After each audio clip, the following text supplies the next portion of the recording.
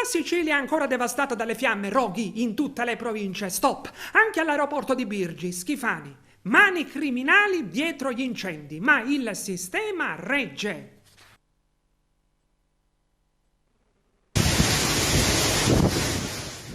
Sulla nord è irrotto il ciclone Poppea, fuori l'afa, tra pioggia e vento, e adesso viaggia verso il centro-sud. E sull'isola di Sicilia incombe ancora il ciclone africano.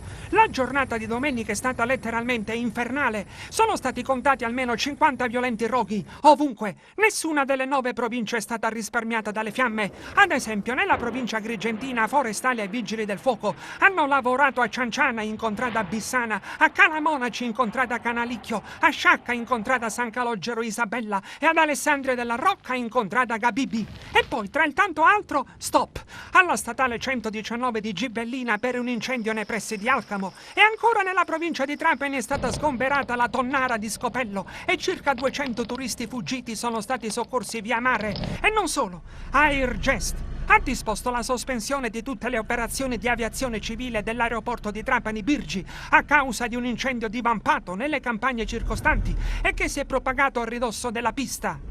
Il presidente della regione Renato Schifani ha commentato: anche questa volta la nostra terra è messa a dura prova da mani criminali che si stanno macchiando di efferate condotte. Il sistema sta reggendo e di questo mi sento di ringraziare di cuore tutti gli uomini e donne di qualunque ruolo ed istituzione che stanno dando prova di grandissimo senso del dovere ed amore della nostra Sicilia. Le sale operative del nostro corpo forestale e della protezione civile sono in costante contatto con i sindaci del territorio per monitorare la situazione.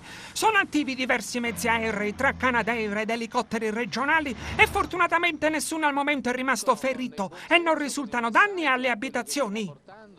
Con la dimostrazione di serietà e competenza che significa anche